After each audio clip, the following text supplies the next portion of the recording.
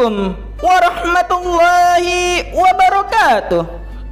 Innal hamdalillah nahmaduhu wa nasta'inuhu wa nastaghfiruh wa na'udzu billahi min syururi anfusina wa min sayyiati a'malina. Man yahdihillahu fala mudhillalah wa man yudlilhu fala hadiyalah. Asyhadu an la ilaha illallah wahdahu la syarikalah wa asyhadu anna Muhammadan abduhu wa rasuluh. Amma ba'du. Puja dan puji syukur kita kepada Allah Subhanahu wa ta'ala yang telah memberikan kita nikmat sehat wal afiat serta beribu-ribu nikmat yang lain. Salawat serta salam kepada Nabi Muhammad sallallahu alaihi wasallam yang telah membawa kejayaan Islam. Langsung saja tema kita pada kultum kali ini adalah sejarah peradaban Islam di negeri tirai bambu, yaitu di Cina. Langsung saja, agama Islam telah hadir di Cina lebih dari 1400 tahun yang lampau. Dalam hal ini terdapat beberapa teori mengenai kedatangan Islam di Cina. Teori yang pertama yang tertulis dalam kitab sejarah Cina yang berjudul Chu Tang Si, diceritakan Cina pernah mendapat kunjungan diplomatik dari orang-orang Taksi. Orang-orang Taksi ini merupakan duta dari Tan Mi Mo Ni yang ketiga, yaitu Khalifah Utsman bin Affan. Pada masa Khalifah ini, Utsman bin Affan menugaskan Sa'ad bin Abi Waqqas untuk apa? Untuk membawa ajaran ilahi ke daratan Cina. Konon saat ini meninggal dunia di Cina pada tahun berapa? Pada tahun 635 Masehi, dan kuburannya dikenal sebagai Jais Majas. Utusan khalifah itu diterima secara terbuka oleh Kaisar Yongwei dari dinasti Tang. Sejak saat itu Islam dikenal dan mulai tersebar di berbagai wilayah Cina. Tidak hanya itu, khalifah-khalifah Islam lainnya juga sering mengirim delegasi ke Cina. Untuk apa? Untuk mengajarkan agama Islam kepada orang-orang Islam yang ada di sana, seperti halnya yang dilakukan oleh Harun ar-Rasyid, Al-Lun, Abu Abbas, Abu Loba, dan juga Abu Ja'far Afu Cafu dalam riwayat dinasti Tang. Buya Hamka, kita lihat di sini ya, Buya Hamka di dalam bukunya Sejarah Umat Islam menulis pada tahun 674 Masehi sampai dengan 675 Masehi. Cina ini kedatangan salah seorang sahabat Rasulullah, yaitu Muawiyah bin Abu Sufyan pada zaman dinasti Umayyah.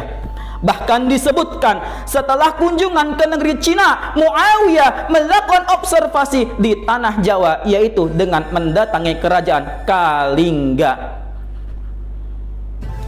Teori yang kedua mengatakan Islam masuk ke Cina melalui jalur perkawinan, yang dimana kalau diperhatikan wajah-wajah mereka ini sangat mirip dengan wajah-wajah orang Arab, Persia, Turki, Uzbekistan, Afghanistan, dan ada yang kelihatan seperti orang Pakistan. Perkawinan di antara bangsa tersebut telah membantu mempercepat perkembangan dan penerimaan Islam di kalangan masyarakat Cina. Teori yang ketiga adalah melalui jalur perdagangan lada. Jalur ini dipergunakan oleh saudagar Arab yang melakukan perdagangan melalui laut. Salah satu kesan akan kedatangan para pedagang tersebut adalah berdirinya masjid-masjid lama, yaitu di Guangzhou. Begitu pula dengan peninggalan batu nisan yang telah berukir dengan kaligrafi Arab yang indah yang bisa didapatkan di lokasi tersebut. Dan kemudian di sini ada 5 dinasti pada zaman perkembangan Islam. Yang pertama adalah dinasti Tang. Dinasti Tang ini pada tahun 618 sampai dengan 907 Masehi. Masa keemasan dinasti Tang di Tiongkok dibangun oleh Li Yuan yang dipanggil oleh Kaisar Taizhi 618 sampai dengan 626 Masehi. Pada masa kaisar inilah Nabi Muhammad SAW mengucapkan yang berbunyi, yaitu utlubil ilma walau bisin, tuntutlah ilmu walau ke negeri Cina. Adapun perkembangan dan kondisi umat Islam di Cina pada masa ini dapat dikatakan hanya sebatas hubungan diplomatik dan perdagangan, karena fase ini merupakan fase-fase awal masuknya Islam ke daratan Cina. Selama masa dinasti Tang, orang-orang Islam hidup makmur dan dihormati, bahkan kekaisarannya pun memberikan perlakuan hak istimewa terhadap para pedagang muslim. Pada dinasti ini ada peninggalan sebuah masjid dengan menara cemerlang di Kanton, menandakan bahwa orang muslim di Cina pada waktu itu diberi kebebasan hidup dan beribadah. Kemudian ada namanya dinasti Sung pada tahun 960 sampai dengan 1279 Masehi. Hubungan diplomatik antara kekhalifahan Islam dan Kaisar Cina pada masa ini terus digalakkan. Selain itu, pada masa ini umat Islam masuk dalam pemerintahan Kekaisaran Cina. Tercatat Muhammad Kamaluddin pernah diangkat sebagai panglima tentara dan menulis buku mengenai ilmu menggambar. Kemudian berikutnya ada yang namanya dinasti Yuan. Dinasti Yuan ini pada tahun 1279 sampai dengan 1368 Masehi. Bangsa Mongol setelah hancurnya dinasti Sung, negeri ini dikuasai oleh bangsa Mongol dengan mendirikan dinasti Yuan. Pada masa inilah migrasi umat Islam ke wilayah Cina terjadi dengan pesat, bahkan sampai ke pedalaman Cina yang belum pernah terjadi pada masa sebelumnya. Banyak orang Islam menduduki posisi politik, pemerintahan, sampai pada posisi yang sangat penting di dinasti tersebut. Dalam bidang astronomi, seorang tokoh muslim, Jamal ad-Din, membangun observatorium yang berpusat di Peking. Dalam bidang militer, Ismail dan Alauddin berhasil menciptakan meriam untuk peperangan yang disebut dengan Hui Cannon. Pada masa inilah, dalam lawatannya, Ibnu Battah memuji negeri Cina sebagai negeri yang luas dan makmur. Cina adalah negeri yang paling aman dan paling sesuai di dunia bagi para musafir. Kemudian dinasti Ming 1368 sampai dengan 1644 Masehi. Masa keemasan, beberapa kemajuan peradaban umat Islam pada masa dinasti Ming ini adalah akulturasi, kemudian asimilasi, proses panjang.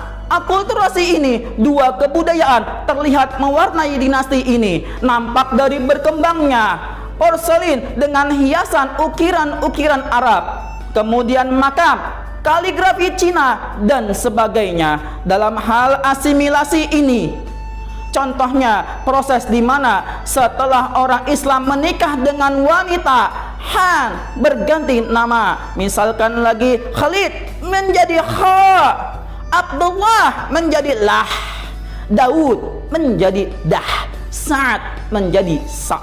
Seperti itu juga berlaku pada pakaian sampai sekarang yang banyak dipakai orang-orang Islam dinamakan baju koko, berasal dari Cina, bukan dari Arab.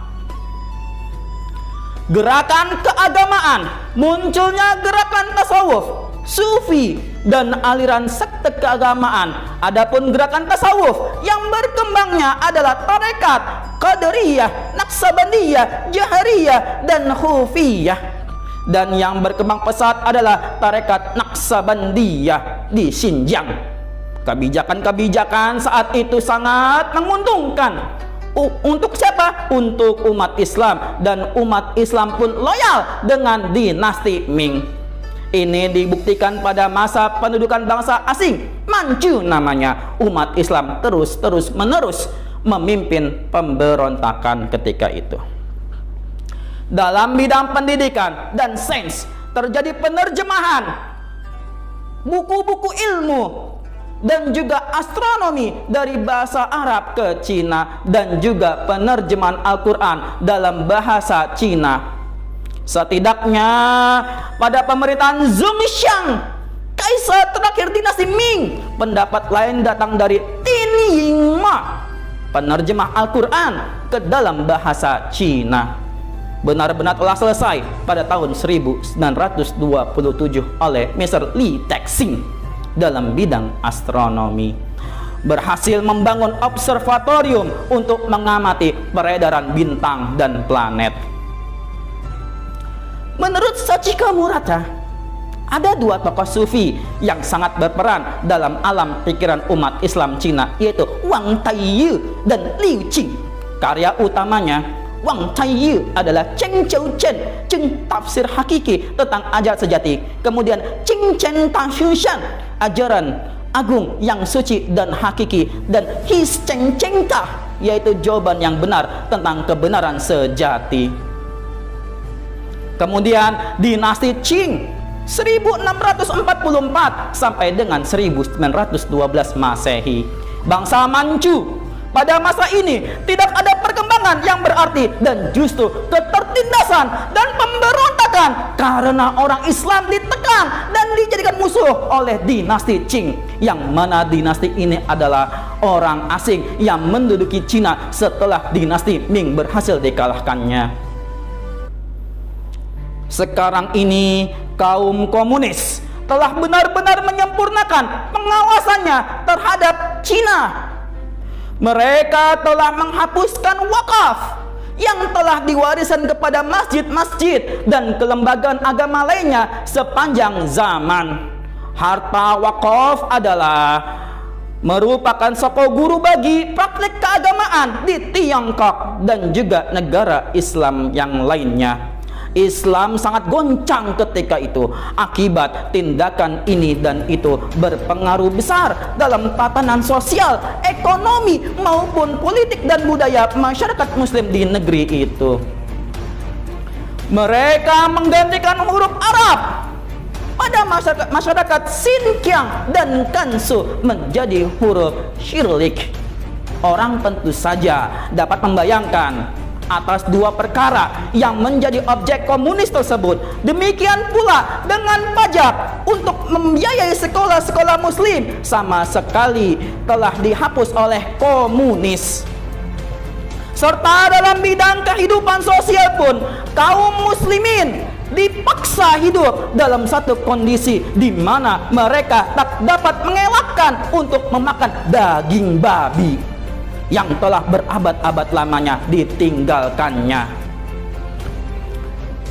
Memang setelah 1975 pemerintah Cina mengukuhkan hak minoritas untuk mengembangkan kebudayaan mereka dalam framework negara Cina. Warga muslim direhabilitasi sepenuhnya dan diizinkan kembali mendirikan sekolah, membuka restoran, dan menyelenggarakan aktivitas-aktivitas agama.